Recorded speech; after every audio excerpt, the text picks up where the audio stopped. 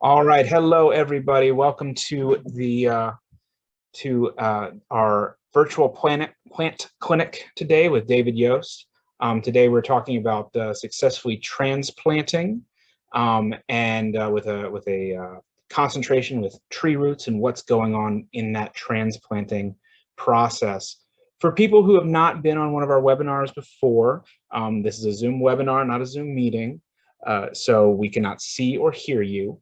But you are feel free to ask questions using our Q&A box, which is down probably at the bottom of your screen, or the chat log, which is also down at the bottom of your screen. David will be taking questions after his presentation, and we'll try and get as many in as possible. If your question is not answered in that time, feel free to send us your question via email over to Sally Burrows at sburrows@mgcmail.com, or you can reach me, Daniel Cap, through our contact us form. I think that is about it. So without any further ado, I'm going to pass it on to David. David? Well, good afternoon, everybody. Thank you for joining us for the virtual plant clinic today. Hey, it looks like we're beginning to get a little break in the weather, right? It's been scorching hot the past few weeks. Today's pretty nice, and it looks like a good weekend coming up. I saw it, I think it's Saturday night, if I remember correctly. Friday or Saturday night, temperatures down into the 50s, if you can believe that. So we're finally getting some relief ahead. But as I mentioned, each couple of weeks when I do this virtual plant clinic, I sort of figure out, hey, what's kind of going on in the clinic? What are the questions coming up? What are the issues that we're dealing with in the garden right now? And kind of use that as a basis for our topic. So this week, kind of following that pattern, I've been just replacing a lot of dead trees, is basically what I'm trying to say. And what I think has happened is, we had really cool, wet weather in April, May, June, July. And then suddenly it's right about towards the end of July, with this, suddenly it jumped up to this 95-degree heat, and it stayed here. And I just started noticing my inbox and at working the clinic, a lot of returns coming in with dead trees coming in, as that hot weather hit. So that's been first and foremost on my mind. That's what I've been talking to lots of people about. And I thought, well, this is a good opportunity to have this conversation with you today, and what's going on.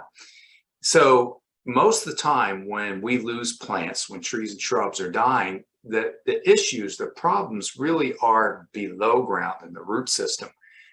We see the symptoms up top. We see branches dying, plants wilting, leaves browning, scorching, all this stuff we'll talk about.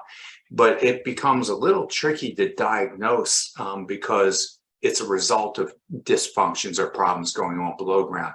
So I will be talking mostly about root systems, how they grow, develop, how plants are produced, and how that influences it all. But before I get into that, I really want to give a shout out to Dr. Bonnie Appleton, who unfortunately passed away 2012, many years ago. But Dr. Appleton worked for Virginia Tech. She was worked at the Hampton Roads Agriculture and Research Station. She established the master's program down there, did field work. And what I really loved having an opportunity to work with Dr. Appleton is she was very much into applied sciences. So her research was really looking a lot at how plants are produced, how they transition into making their home, how to improve our success rates, how we manage all this. And she was really in the forefront of a lot of this work, a lot of the stuff that we take for granted now. So I say that because she's also very generous and shared slides with us. So I'm going back and I'm using slides and pictures that go back, more than 10 years. I'm also using a lot of images and pictures that some of you, hopefully none of you, but some of you, but this just things that show up in my inbox, in my email box from time to time. So sometimes these pictures, they might look a little funky or something, but they really, I think, have share a good message for us today. So I'm gonna kick that off here. as I said, to talk about transplanting success, tree establishment, why I've been getting so many dead tree situations showing up in the last few weeks, it is a root problem. And in a very simplistic way, we're saying, okay, so roots have these basic functions where they have to anchor and support the plants to the ground. Again, plants, they're sedentary. They put down their roots and they stay there basically for their entire life. So the roots basically anchor the tree into the soil.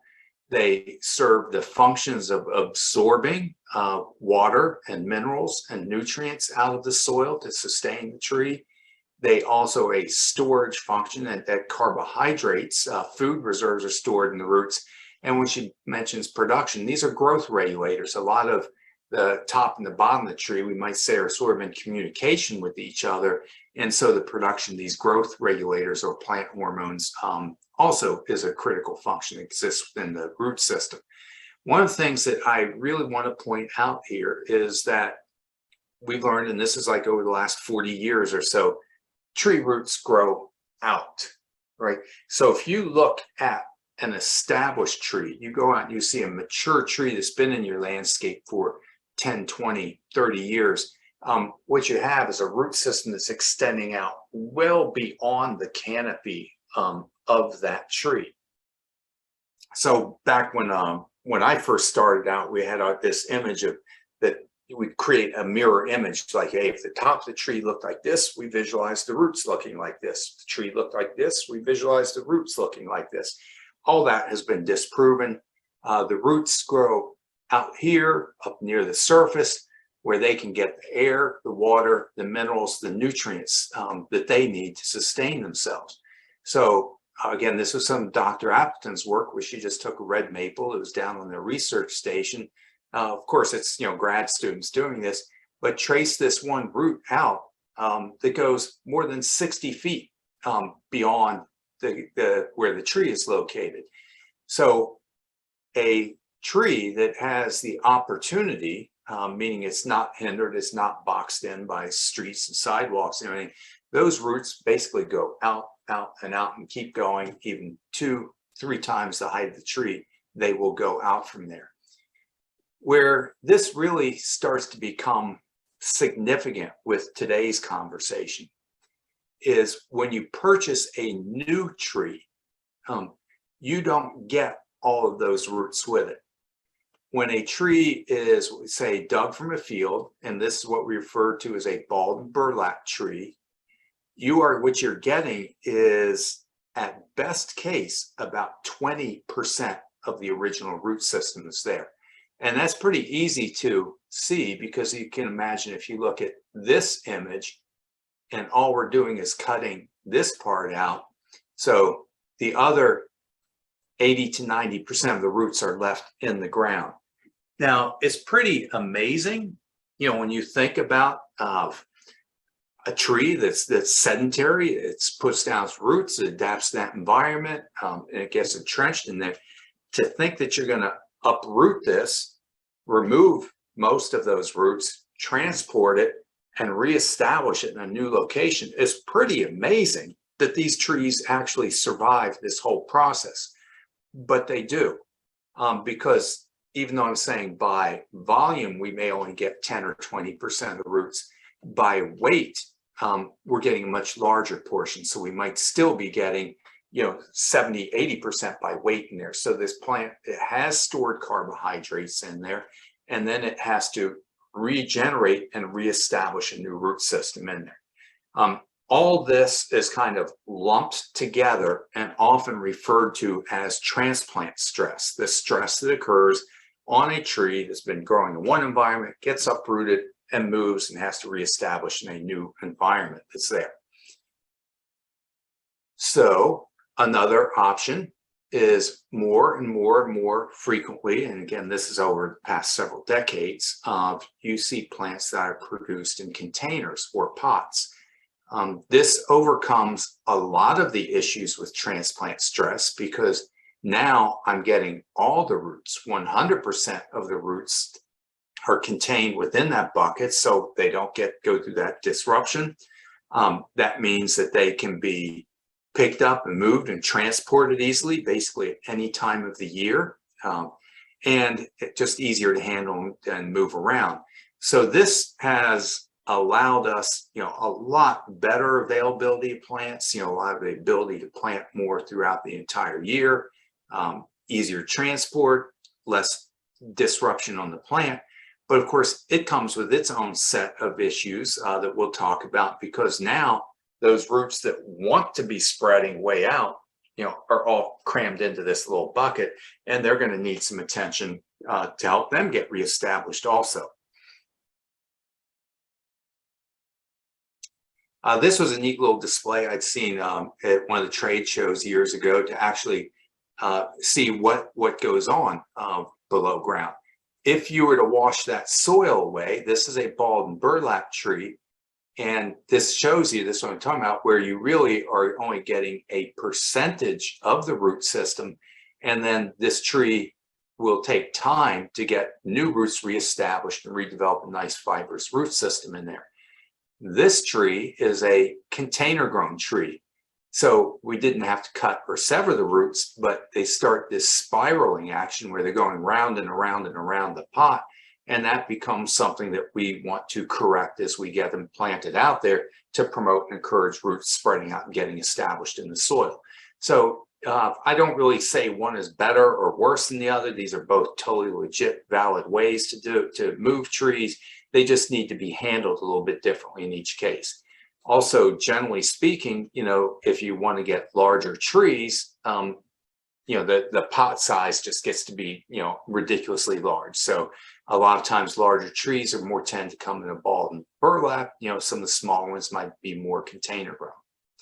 So that's kind of my little background. And then I'm going to talk about this really in terms of just sharing, kind of a little bit of an eclectic mix of stories.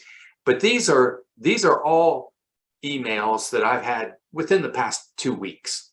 This is just, it's my opportunity. I meant to say also, thank you all of you, because I'm taking today as a little chance for me to vent on you.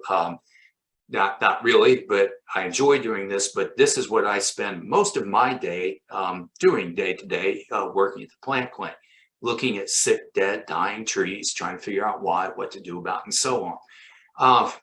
So like I said, once in a while I get out into the pretty beautiful side, but most of it is this kind of work. So this is a Coosa dogwood, Asian species for a variegated leaf variety called wolf eyes. So I get the email from the customer, and essentially what I get is, it's hard to see, but in this close-up, trees wilting, leaves are drooping, browning around the tips and edges that are there. As I was conversing with her and talking with her more, we learned, so this tree was purchased just, I think, within the past month, but it was sitting on a pot out on their deck. At the time of purchase, she had been advised, well, the best time to plant this tree is going to be, I can't remember, she said this fall or next spring. So this tree is sitting on a pot on her back deck in the hot sun, where it's like in 90, 95 degree heat. Well, in this situation, when it's in a container, the temperature extremes are elevated because it doesn't have the insulation of the soil around there. The volume of soil that has is limited. When they're grown in a pot or a container, it's a very well-drained mix of bark and peat and compost, intentionally there to develop good root system, and requires almost constant watering. The other thing that will happen is, I always say, just like people, we perspire. So if we're outdoors and it's 75% humidity and 95 degrees, your perspiration, you're perspiring to cool yourself down. Well, trees and plants, they're transpiring. They also are doing this like evaporative cooling through their leaves. But what will happen is, if I have a small root system, hot weather, high soil temperatures and everything else going on, its transpiration rate, the rate where it's losing water, is faster than it can be replenished. So even though you're doing a good job and being conscientious in the watering, and these extreme conditions, the trees wilting, drooping, or starting to get leaf scorch. So this was actually, to me, a pretty easy thing to remedy. My advice was, I said, get it out of the pot and get it in the ground. You can absolutely plant trees in the middle of August in the heat that we were just having. I was telling her, I said, that tree is going to be a whole lot happier if you can just get it in the soil to where now the surrounding soil buffers the temperatures, more volume of soil, more water holding capacity, room for those roots to spread, and this putting under some light shade, just pulling some of the heat off of it. So this was just a simple thing of saying, well, no, this tree is perfectly fine. It's behaving like a tree, but within an hour of our phone conversation, this tree is in the ground, planted, watered, and I'm sure it's already looking better. So this was another one. I'm showing you all the extremes kind of stuff that we just have to deal with. So this was you can see a beautiful tricolor beech, bald and burlap. 30 days after planting, and hard to tell in there, but you'll notice it's all completely brown, scorched. That's supposed to be like I say, tricolor beech. It has sort of a pink, white, green coloration in there. Beautiful tree grown for its foliage, not to be brown. So in this situation, what's happened again is in the heat that we were experiencing, the tree's transpiring, it's losing water through its leaves. That water is not being replenished sufficiently. And so it reaches, to the point where basically all those leaves just turn brown and shrivel. It all happens pretty quickly that's in there. So when that happens, I can say, hey, the tree's not getting enough water, but it comes a question. It's either because it just wasn't being watered correctly is one possibility, or the other is it's just not being able to get its roots established and sustain itself. In this case, I think it's, we're just allowing time. We went over watering instructions of basically trying to say, hey, make sure we want to water directly on that root ball, water thoroughly, make sure we've got ample moisture that's in there. And if we're lucky, the buds on there, behind each leaf, there's a bud. That bud's viable and it's going to regenerate a new leaf. And we'll know within the next month or two whether it's going to survive or not. So another dogwood tree here. You see they're planted April 30th, and just this spring. And this client, he kind of has been real conscientious, keeping a good look on there. So you can see this was late July. This is where the hot weather is really kicking in now. You can see the wilting on there. You can start to see a little bit of branch dieback starting to occur in here. This is then a week later, sends in, and you can see that's continued to progressively decline. So what I'm pretty sure is happening in this tree, in this situation, it's beautifully planted, it's in the right spots, in the right location, gorgeous tree. This one, gives all the appearances though it's been watered. And again, we're cruising along. It's March, April, May, June, cool, wet, cloudy, overcast. We go into the stress part of summer, and suddenly, because we only have what might only be 10% of the original root system, 10% of the roots is not able to support 100% of the canopy. And the tree starts to go into this kind of a progressive decline that we're talking about. It's not instantaneous, and it's just going to continue to progress and decline from this point. So this is a tree that sadly is going to need to be replaced. I mean, there's a small chance, there's a slight chance this thing might actually pick itself up again and regenerate some new growth, but it's going to be so misshapen from the dead branches and everything. It's going to be better off just to start with to just try again. Again, statistically, we might know that you're going to lose 1 or 2% of the trees just through this transplant stress that happens. I never mean to take it lightly, because it's always sad, it's unfortunate, it's inconvenient. There's a whole lot of things wrong, but sometimes even with a good healthy tree, good planting, good location, good care, sometimes it just doesn't work.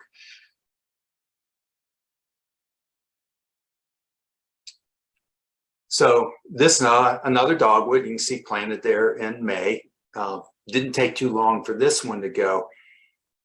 I look at it and it's a little different set of symptoms than we might have seen in the other. When I look at this, I see a couple things. One is, if you could see that in your screen, the leaf size on this is normal. We have a good full-size leaf developing on there. This tree actually put out a good flush of growth. Again, this is a Coosa dogwood, so even though you might say, hey, it's out in the sun, but this is one that actually thrives in those kind of conditions, so it's a good location.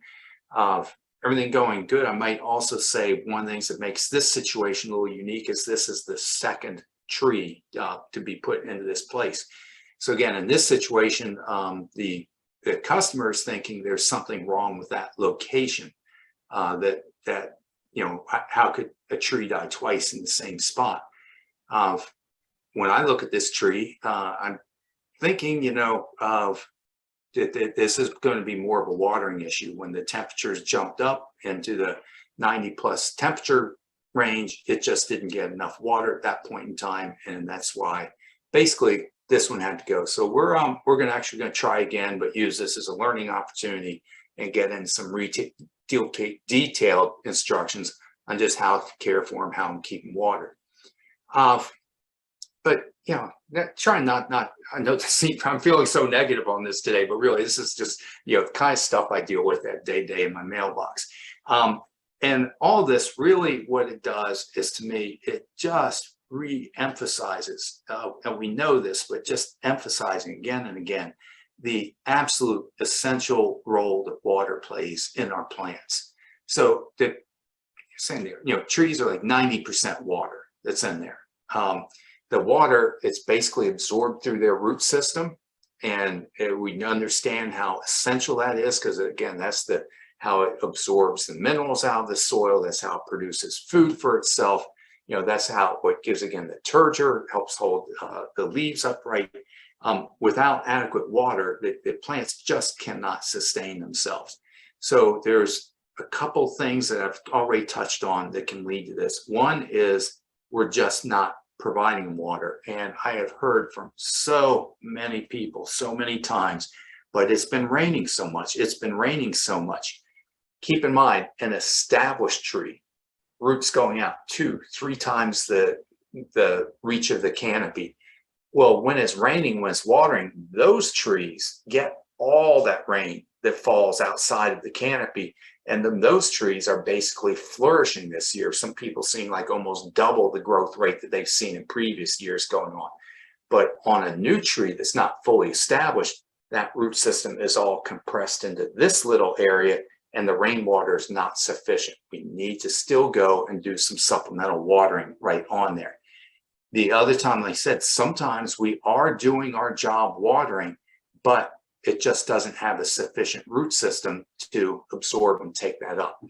So that brings me to my first point there. When we're talking about a young tree that is not fully established, I think it's absolutely critical, number one, that water is directed right onto the root ball, because this plant does not have a canopy, established roots. It's not taking in irrigation water. It's not taking in rainwater. It's only able to access the water that we put directly on that root ball.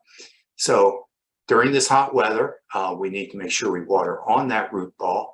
This is also a pretty cool way of doing with new establishing trees. It's called a Gator Bag. You may have seen this.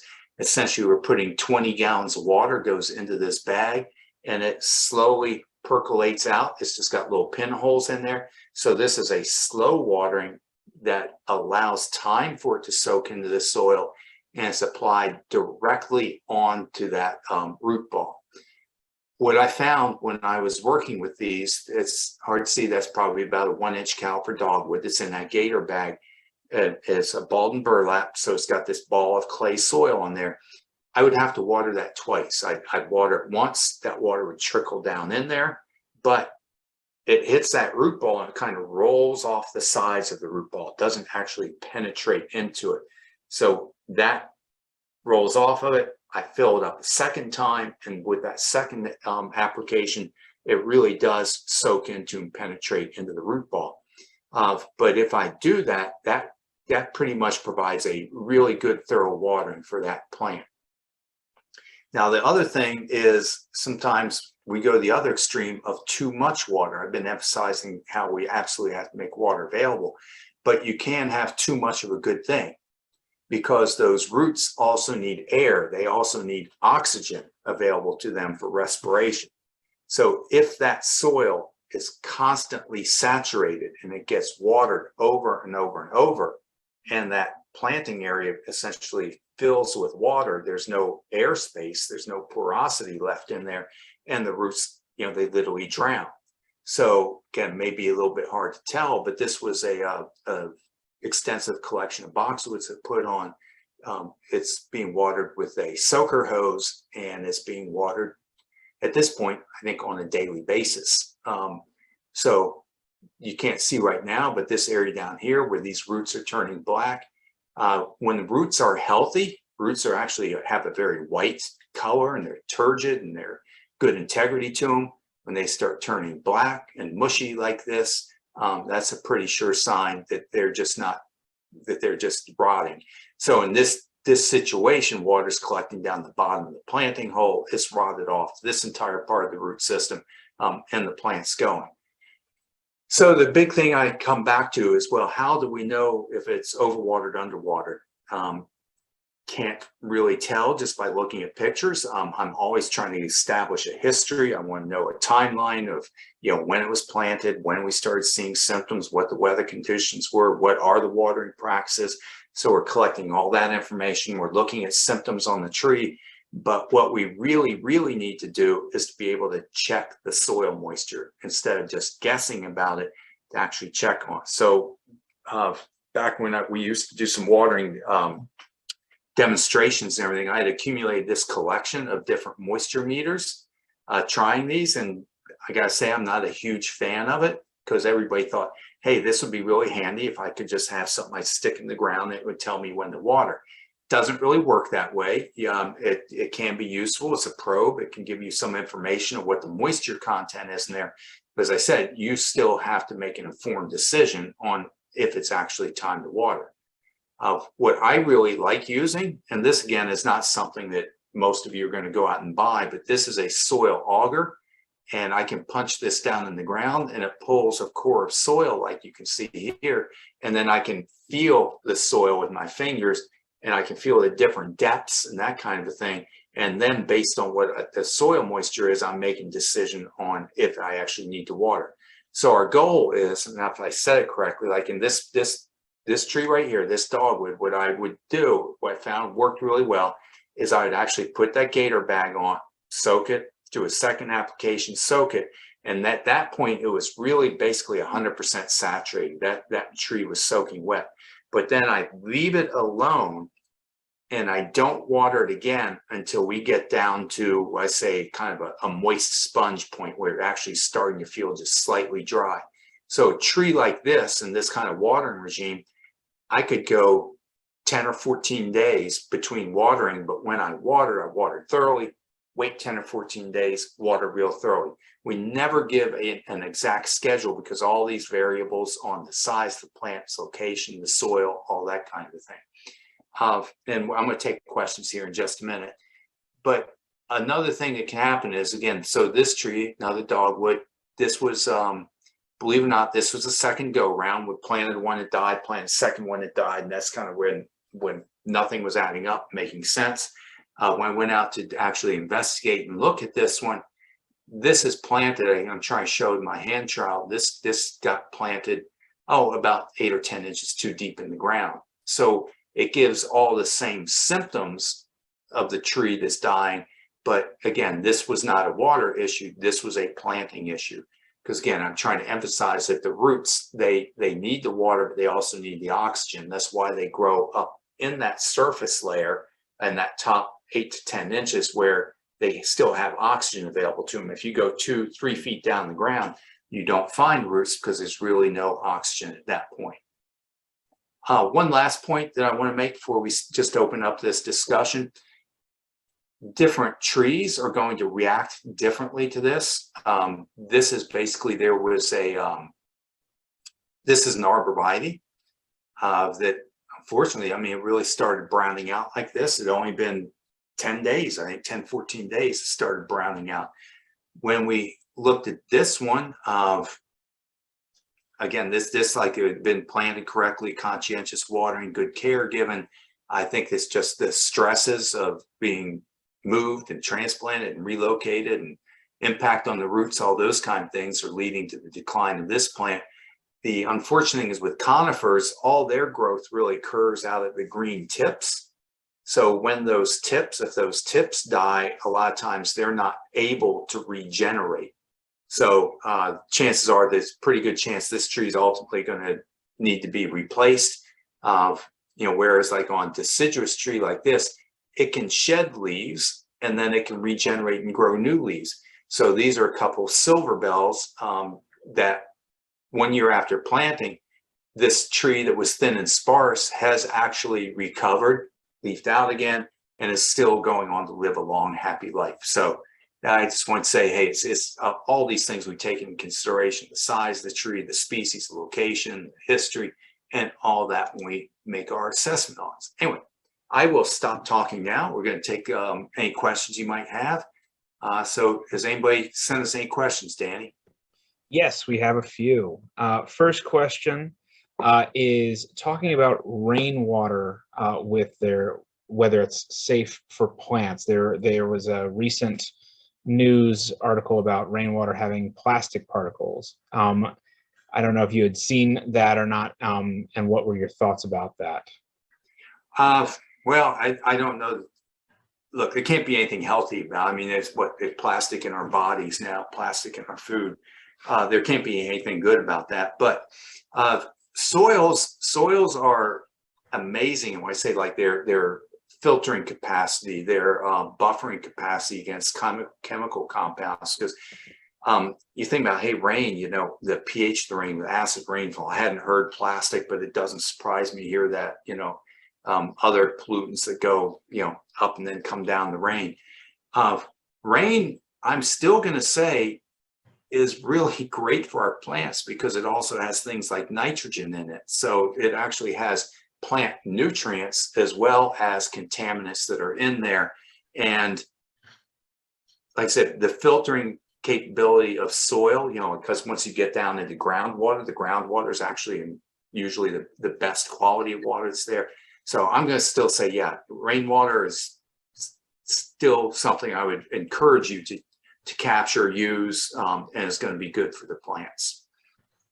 Okay, continuing on rain, another person was asking about in rainy weather, how much should they cut back on watering? They're worried about too much versus too little. Yeah, so I don't think I said this. There's to give you an idea of, so trees, we know, if I say it takes a 1-inch caliper takes about 1 year to reestablish a root system, 2-inch caliper, 2 years, 3-inch caliper, 3 years, and so on. So the larger the tree, the longer it takes to reestablish its new root system. So if I had a 1-inch tree and it has been in the ground for, let's say, 2 years, it probably has a pretty good root system. And we've had ample rain this year. I think like on my established plants, like I've only actually had to go out and water maybe twice this year. But if it's a smaller plant with a smaller root system, a new plant that doesn't have a fully established root system, that's going to need more care and attention. So that's part of why I don't have an exact answer for you. At the end of the day, the best thing you can do, and I'm like a broken record, but at the end of the day is to get a little hand trowel, dig in the soil and check the moisture. Just feel it instead of trying to guess it. I've had in my own garden places where we just had would have like an entire day of rain. And then I would go out and dig in the ground that I'd still find, hey, maybe only the top inch of soil is moist and below that is kind of wet. So I'm probably not giving you a straight answer on this other than say, you don't know until you actually check the soil. If the soil feels moist, damp, like a damp sponge, you're good. If I dig down there 4 or 5 inches and it's feeling dry, then it's going to be good to water. Gotcha. All right, next question is about tulip trees. They have a 3-foot tall one and a 6-foot tall one, and they're wondering about transplanting them and um, uh, how they would go about doing that. Yeah, so one thing I want to emphasize, we're talking about transplanting. That's something I really, 90% of the time, I want to do while the tree is dormant, after it's shed its leaves. Because right now, like I said, if you've got a tree and it's, middle summer, it's just been like 90-degree heats, 100+ degree heat indexes, it cannot withstand the stress of having roots cut, severed, moved right now, this time of year. So any trees that are dug from the field, that's typically done in the winter time. So we're talking, January, February, March time period of, when the weather permits, and you've got an opportunity to do it. So those trees, they're small enough. They should transplant pretty well, but like I said, that's going to be a winter project. I don't know how to say this exactly, but you're going to go around with a spade, boom, boom, boom, kind of cut the roots into a root ball, and then have to dig a trench around it. That's probably still going to take at least 2 people, because you might be surprised, trees that size, 3 foot you might manage on your own, but by the time it gets to 6 foot, that could be 200 pounds of tree and root ball by the time you're done. So it might be a 2-person job. And I'm just going to say, get as much of that root system as you can, but you're going to have to cut in several roots just to make it manageable. But yeah, they transplant well. They're still small enough. I wouldn't have hesitation about doing it. Just make sure, you got a couple strong backs to help you do it, and try to do it sometime this winter. Okay. This one is a clarification question. You had talked about young trees during your presentation. How would you define young trees? Like, how many years would that be? So when I'm speaking in this context, I'm really talking, I think, in terms of from the time of planting, not its ultimate age. But when I say young tree, one that has been in the ground for maybe 1, 2, 3 years. Again, I follow this kind of guideline. If I say it's a 1-inch caliper tree, it takes 1 year to get establishment. So that would be a young tree, as in it's sort of, as I'm saying it, in its first year of life. If a 2-inch caliper tree, I'm saying, hey, that's going to have at least 2 years. So I'd had a conversation, customers coming in, and he's buying a 4.5-inch caliper tree, a big oak tree.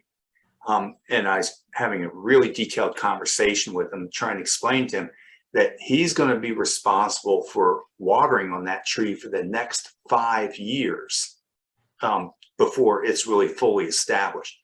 So when I say young tree, I'm saying this in the context of from time of planting, and that's also relative to the size. Because we all know, I mean, if we're talking about a redwood tree, it could be 100 years old and it's still young, because they can be 2,000 years old. So it's always relative, but I hope that clarifies where I was coming from. Gotcha.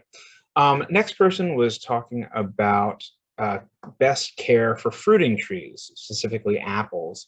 What would be good fertilizing times, pest illness prevention, saving apples from the squirrels and other critters that want the apples.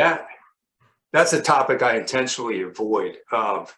One is I don't consider myself an expert at it, but the way I always try to talk about is apples, plums, cherries, peaches, pears. They're all in the rose family. So we kind of know from growing garden roses, as an example, garden roses require more care. They require more management. They're susceptible to more pests and diseases.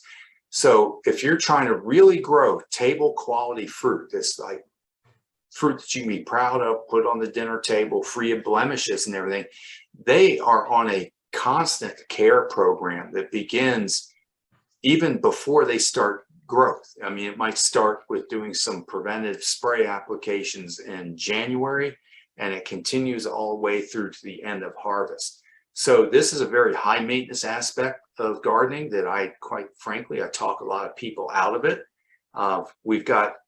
We actually have spray programs, suggested spray programs. I think they're on our website, definitely have them at the plant clinic in the store, But because they are susceptible to insect and disease pests, you're on a constant preventative spraying program, from the time it starts growing all the way through the end of harvest.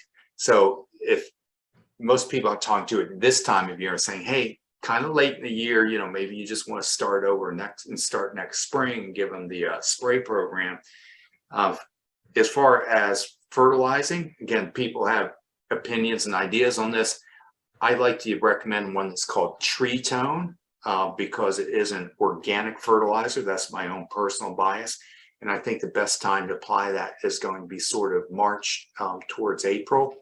Keeping the wildlife away from the fruit is a whole big thing in and of itself. There is bird netting, so a fine plastic mesh that you can put over top of the tree, but that's a little bit of a chore in and of itself.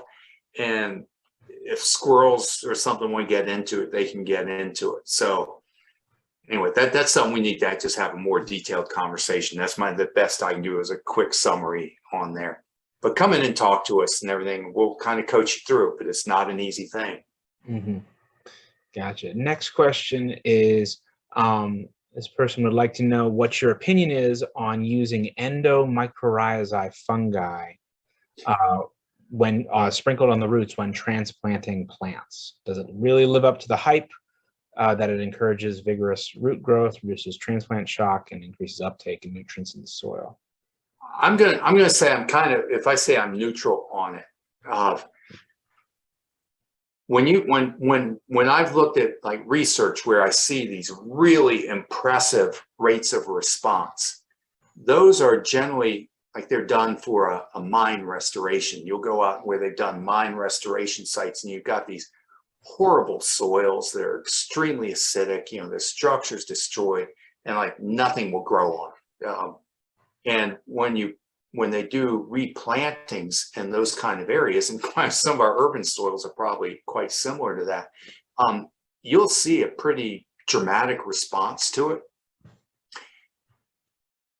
If you're in what I'll call more of a garden soil, where we've amended and put compost into there, where we're watering the trees and caring for them during drought stress, and more of that kind of environment, then I think the value is less and less significant. So I don't have any real objection to it. So a lot of times, we even sell some starter fertilizers that have a little bit, organic material, some mycorrhizal as well as bacterial inoculants and stuff. That might help the tree get off to a little bit of a better start. But eventually, my feelings are if I'm putting a composted material in that soil, I'm adding mycorrhizae and I'm doing it for free of charge.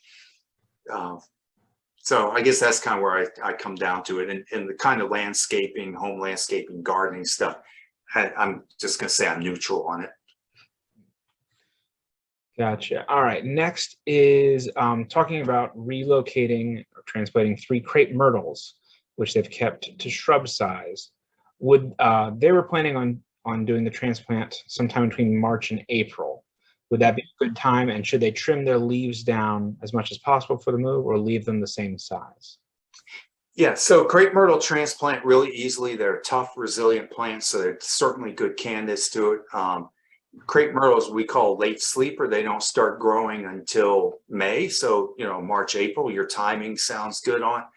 I don't really like to prune the trees any more than you have to. Sometimes we have to prune them down just to get the size to where it's manageable, to where you can lift it, move it, transplant it. But there were actually some studies that were done on this, and with fruit trees. Plants, if you look at it, the foliage, the leaves is how the plant produces food for itself, right? Sunlight, water, minerals up there. So the photosynthesis, the food production's in the leaves, and it needs to produce that food so it can establish and get its roots reestablished. So a common practice many, many years ago was to heavily prune fruit trees at the time of planting. But what they found is that actually reduced the success rate. It reduced the productivity and yield, and sometimes took them years to recover from that. So the current thinking, which I'm all on board with, is don't really do any pruning other than necessary until that tree has had an opportunity to get its roots reestablished. So like I say, I'm all on board with you. Transplanting, your timing, they're good candidates for it.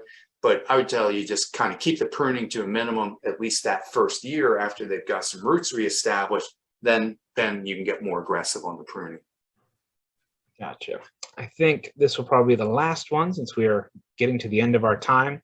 But what should you do with roots that are coming above ground? Leave alone or cover them again or something? So they're really annoying sometimes. So I don't have a big issue with covering them slightly just to eliminate the trip hazards, you know, to keep the garden looking a little better. But those roots are generally coming up to the surface because the soil is so dense. There's no oxygen available to it. And so they start coming up to the surface, literally looking for an opportunity to breathe. Some species are a little more prone to that than others, you know, like maples, you know, some, like we don't even sell them or nobody plants them anymore, but like silver maple was notorious for that. Sometimes it's just soil is eroding away with them. So let me kind of qualify that a little bit, saying we don't really want to bury or cover the roots on the plant because that can interfere with the availability of oxygen to get down into the root system. Again, I don't mind putting an inch or so of loose topsoil, loose mulch that's not compacted, just to cover those roots, to protect them from damage, injury, make your gardening easier that's on there. What we don't want to do is start loading this up with 3, 4, 5, 6 inches of soil or something on there, because then that does interfere with the availability of air and water to get down there. One of these slides from Dr. Appleton that I took out there shows a tree that went through this, and what it did shows the original root system. Some trees will respond by producing like a secondary, and then this one even had like a tertiary root system as it kept developing roots up the stem, trying to get some air to breathe. So anyway, that's it. Get more of these saying, hey, just, you know, lightly cover, that's fine, but just don't overdo it. Moderation in all things. Well, great. Well, I think that is our time for the day. So thank you once again, David, for this. For people who did not get their questions answered, we still had a couple that we didn't get to. We got through most of them. Feel free to reach out to Sally or myself, so sburrows@mgcmail.com, or you can also reach me through our contact us form on our website, and we can get those questions over to David or anybody else that can answer those questions for you. David, I believe we'll be back on in 2 weeks' time for his next plan. I don't know what I'm talking about, but I'll try to find something that's maybe a little more uplifting. Sounds good. Sounds good. And we'll see if I'm here. So everybody have a wonderful day, and we'll see you next time. Have a good day. Bye. Bye.